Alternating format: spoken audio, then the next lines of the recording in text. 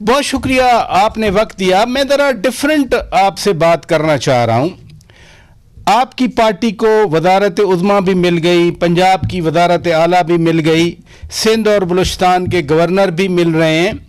لیکن مور اور لیس دیکھا گیا ہے کہ اس کے باوجود نون لیگ خوش نہیں ہے. کیا وجہ ہے؟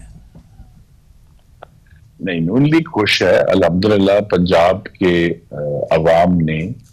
یہ اب چوتھی دفعہ ہے 2008 میں, 13 میں, 18 میں اور 24 میں, جس میں مسلم لیگ نون کو الحمدللہ پنجاب اسمبلی کی سب سے بڑی جماعت بنایا ہے. اور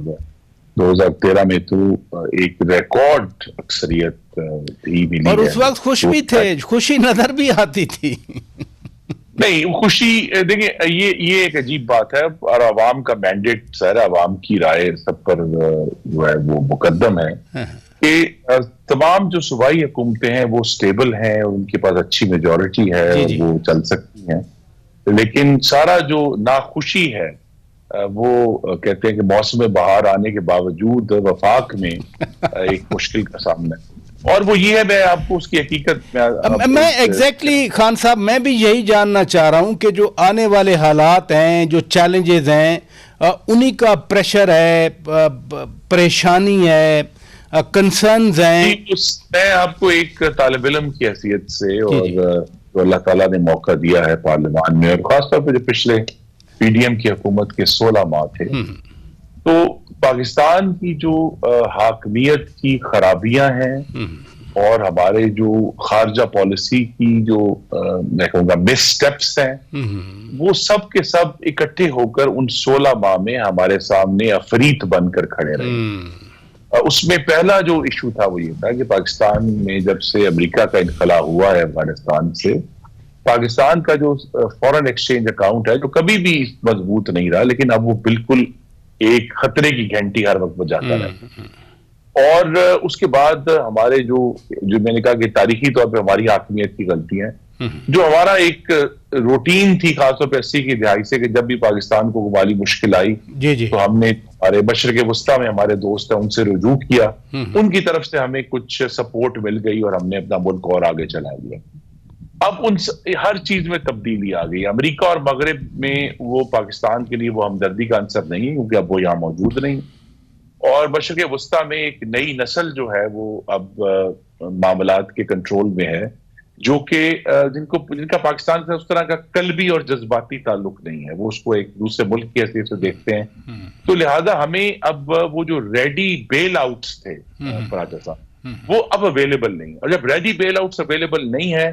اور آخری بیل آؤٹ کووڈ میں آئی ایم ایف نے دیا تھا, اور اس کا بھی جو اس وقت کی حکومت نے ایک اتنا گہرا بیڑا غرق کیا, تو اب ہم یہ دیکھ رہے ہیں کہ جو آنے والی حکومت ہے, وفاقی حکومت, جس کے ذمے محصولات کو لاگو کرنا اور ان کو بڑھانا ہے, اسی لیے مشکل جو ہے نا چیلنجز جو ہیں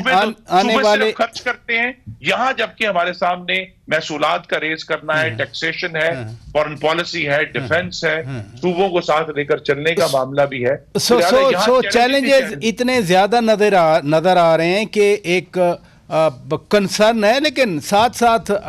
نون لیگ سے ہٹ کے دیکھیں تو پی ٹی آئی بھی ناخوش ہے, وہ احتجاج پر ہے, اور آج تو انہوں نے کہا کہ ہمیں بانی chairman P T I Khan صاحب سے ملاقاتوں سے بھی روک دیا گیا ہے, تو وہ بھی تو خوش نہیں ہیں. نہیں, ان کو تو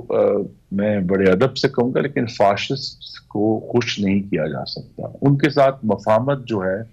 وہ انگریزی کا لفظ ہے اپیزمنٹ ثابت ہوتی ہے, بزدلانہ مصالحت ثابت ہوتی ہے. تو لہٰذا آپ نے دیکھا نا, انہوں نے 126 دن کا دھرنا کیا, 2014 میں پارلیمان پر حملہ کیا, پاکستان ٹیلی ویژن پر قبضہ کیا, سینکڑوں پولیس والوں کی ہڈیاں توڑی, زد و کوب کیا. بہرحال دھرنا ختم ہوا. جس دھرنے کی جو بنیاد تھی کہ جی الیکشن 2013 کا رگ ہوا ہے, وہ سپریم کورٹ نے وہ ساری بنیاد اس کو رد کر دیا, اس کو ردی بنا دیا. تو لہٰذا اب اس سے لیکن یہ خوش نہیں ہوئے. یہ 2 سال بعد پھر, بلکہ 2 سال کیا 1.5 سال کے بعد خیبر پختونخوا سے پورے مسلح ہو کر 31 اکتوبر 2016 کو وفاق پر پھر حملہ آور ہو گئے کہ جناب ہم تو نہیں آپ کو چلنے دیں گے. تو لہٰذا کسی کو خوش کرنا مقصد نہیں ہے. یہ میں ضرور, میری توقع ہے اور استدعا بھی ہے کہ جو وفاق اور صوبے کی حکومتیں ہیں پنجاب میں مسلم لیگ نون کی, وہ جو قانونی حقوق ہیں ان کا احترام کریں، جو جمہوری حقوق کا احترام کریں. لیکن جہاں اگر کوئی، چونکہ جس لاہور شہر سے ان کو شکایات کل ہوئی ہیں وہی شہر ہے نا جی جس میں جناح، اس کو بھی انہوں نے آگ لگائی تھی، جنہوں نے پیٹرول بم پھینکے تھے پولیس کے اوپر، پولیس کی گاڑیاں جلائی تھی، نہر میں ڈبوئی تھی. تو لہٰذا اگر اس شہر کے لوگ جو ہیں ان سے خائف ہیں، ان کے تشدد سے خائف ہیں، تو یہ کوئی ایسی اچنبے کی بات نہیں ہے. انہوں نے بھی اپنا، اگر یہ ریٹرک اور جو ان کی گفتگو ہے اس میں کچھ ٹھہراؤ لے کر آئیں اور ایک تسلی دیں عوام کو کہ نہیں، ہم عوام کی زندگیوں کو ڈسرپٹ نہیں کریں گے، ہم آگ نہیں لگائیں گے، ہم سڑکیں نہیں روکیں گے، تو پھر معاملات آگے چلیں گے. لیکن اگر ایک مستقل ہیجان ہی رہے گا، اور جو کہ ہم نے 2013 سے خان صاحب گوٹ یور پوائنٹ، لیکن چونکہ آپ کی پارٹی کو چیلنجز کا سامنا ہے اس لیے کنسرنز ہیں، آپ فرما رہے ہیں پی ٹی آئی کو خوش نہیں کیا جا سکتا. تو میں ایک عام آدمی ہوں، عام آدمی تو پاکستان کا وہ بھی بڑے مسائل کا شکار ہے، وہ بھی خوش نہیں ہے. کابینہ بن گئی، مرکز میں بن گئی، صوبوں میں بن گئی. کیا عوام کو کبھی کچھ سہولت، کچھ آسانی میسر ہوگی؟ چلیں خوشی کی بات نہیں کرتا میں جی. انشاءاللہ دیکھیے، یہی فاشسٹ جتھا ہم پر حملہ آور تھا 2013 سے 18، لیکن اس دوران پاکستان کے عوام کو، اگر پاکستان کی تاریخ میں کسی جمہوری منتخب حکومت نے ریلیف دیا وہ نواز شریف نے دیا کہ ان تمام حملوں اور دھرنوں اور گندی زبان کے باوجود مہنگائی کم کی، لوڈ شیڈنگ ختم کی، دہشت گردی ختم کی، کراچی کی ٹارگٹ کلنگ ختم کی. تو لہٰذا اگر حکومتیں اس پر فوکسڈ ہوں کہ جی ہم نے ڈیلیور کرنا ہے، تو چاہے دھرنے بھی ہوتے رہیں، حملے بھی ہوتے رہیں، حکومتیں ڈیلیور کرتی ہیں جس طرح ہم نے کر کے دکھایا اور ایک دفعہ پھر کر کے انشاءاللہ دکھائیں گے. لیکن یہاں صرف ایشو یہ ہے کہ 2013 سے 18 تک تو میں نے کہا کہ ایک مختلف بین الاقوامی ماحول تھا،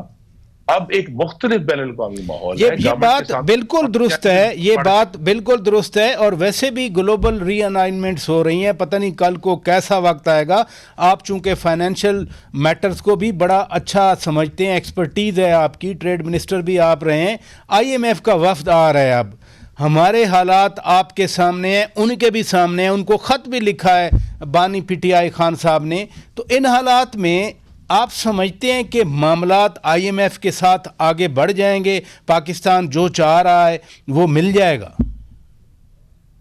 جی دیکھیے، پاکستان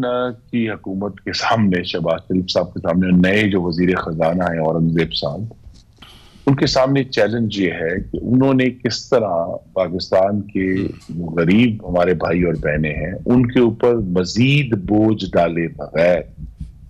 IMF کو یہ تسلی دینی ہے کہ پاکستان اپنے معاملات کو سنبھال رہا ہے اور آگے بڑھ رہا ہے. اب جو ابھی تک ہم نے ماضی میں آسان طریقے اختیار کیے تھے کہ بجلی کا ٹیرف بڑھا دو، گیس کا ٹیرف بڑھا دو، پیٹرول بڑھا دو تو ٹھیک ہو جائے گا، اب یہ ممکن نہیں ہے کیونکہ ہم ایک بڑی مشکل، پچھلے 4 سال سے مہنگائی جو ہے وہ ایک مستقل بڑھ رہی ہے اور اب مزید عوام پر بوجھ نہیں ڈالنا. تو لہذا یہ اب چیلنج ہے کہ ہم کس طرح صوبائی اور وفاقی حکومتوں کے جو غیر ترقیاتی اخراجات ہیں ان میں کمی کرتے ہیں، ہم کس طرح بین الاقوامی جو سرمایہ کاری ہے جس کے لیے SAFC بنا ہے اس کو لے کر آتے ہیں، اور کس طرح ہم پاکستان کے غریبوں کو مزید بوجھ ڈالے بغیر اس بات کو یقینی بناتے ہیں کہ پاکستان اپنے معاملات کو درست کرنا شروع کر رہا ہے. اور یہ جو IMF جو سب سے بڑی جو گارنٹی چاہتے ہیں، ہم نے بھی نیگوشیٹ کیا ان سے 2 سال پہلے، وہ سب سے بڑی جو چیز دیکھنے آتے ہیں، اور آج شام وفد بھی آ رہا ہے، رات کو پہنچ جائے گا، وہ یہ دیکھنا چاہتے ہیں کہ کیا پاکستان کی حکومت میں وہ سنجیدگی ہے کہ وہ ریفارم کر سکیں. اس کا ایک ٹیسٹ جو ہے وہ نجکاری بھی ہوگا، اس کا اگلا ٹیسٹ یہ بھی ہوگا کہ کیا حکومت جو ہے جو ہمارے متروک ادارے ہیں ان کو بند کرتی ہے یا نہیں، یا جو بلاول بھٹو صاحب کی تجویز ہے کہ جو منسٹریز صوبوں میں موجود ہیں ان کو وفاق میں بند کر دیا جائے، بہت اچھا ہے، لیکن پھر صوبوں کو ان کے جو مالی ذمہ داری ہے وہ بھی اٹھانی پڑے گی، وہ ضرور اٹھائیں. تو اس طرح کے جو بہت سارے سنجیدگی ظاہر اور ڈیمونسٹریٹ کرنے کے کام یہ واقعی آپ نے بڑے اچھے انداز میں خان صاحب ان چیلنجز کی نشاندہی کر دی جو پاکستان کو درپیش ہیں. بہت شکریہ آپ کا.